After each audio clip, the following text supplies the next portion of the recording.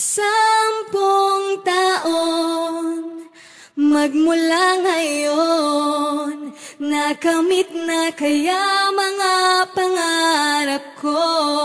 Ano kaya ang naghihintay? Nakapalaran paglipas ng 10 taon mula ngayon, ano kaya ang buhay ko? Matutupad kaya ang lahat ng mga pinapangarap ko? Ang mga hinahanap ko at mga hinahangad ko, makakamit kaya ng hindi lamang sa panaginip ko? Sa panahong iyon kaya'y merong pang mahahakbangan aking paana sa paglalakbay, walang kapaguran. O ang magsisikap ko'y mapupunta sa wala. Sa pagrarap na ito, meron kayang mapapala? Ano kayang mangyayari sa aking kinabukasan? Magbabago ba ang buhay ko at nararanasan? Doon kaya'y pinag-aralan, mapapakinabangan o ang lahat ng natutunan mababaliwala lang? Mga tanong na hanggang ngayon ay di ko masagot, dahil minsan naiisip buhay nakakabagot. Ganon pa man ang lahat ay pag-iigihan na lang, sapagkat ang 10 taon ay biglang darating na lang.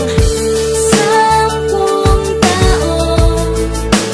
magmula ngayon, nakamit na kaya mga pangarap ko? Ano kaya ang naghihintay? Nakapalaran paglipas ng 10 taon. 10 taon magmula ngayon, nakamit na kaya mga pangarap ko? Ano kaya ang naghihintay? Nakapalaran paglipas ng 10 taon. Ang dalawang palad ko madalas na makadikit habang nakaluhod na. Ang mga mata ay nakapikit pa sa salamat sa pang-araw-araw kong buhay. Kahit na minsan mahirap, doon ako ay nasanay. Alam kong merong karamay sa 10 taong lilipas. Ano man bagyong dumating sa buhay ay di basta lilikas. Sa mga pagsubok ay buong tapang nakaharapin. Malayo man ang pag-asa ay pilit ko na aabutin ang lahat ng ito. Alam ko na makakaya, dahil buhay parang sugal, pero di mo madadaya kapag nagkamali ang kahapon. Di mababalik, bumagsak man sa lupa ay tuloy lamang sa pagbalik at abutin ang pangarap kasama ng pagdarasal sa itaas. Kahit na ito'y matagal, ganon pa man ang lahat ay pag-iigihan na lang, sapagkat ang 10 taon ay biglang darating na lang. 10 taon magmula ngayon, nakamit na kaya mga pangarap ko? Ano kaya ang naghihintay?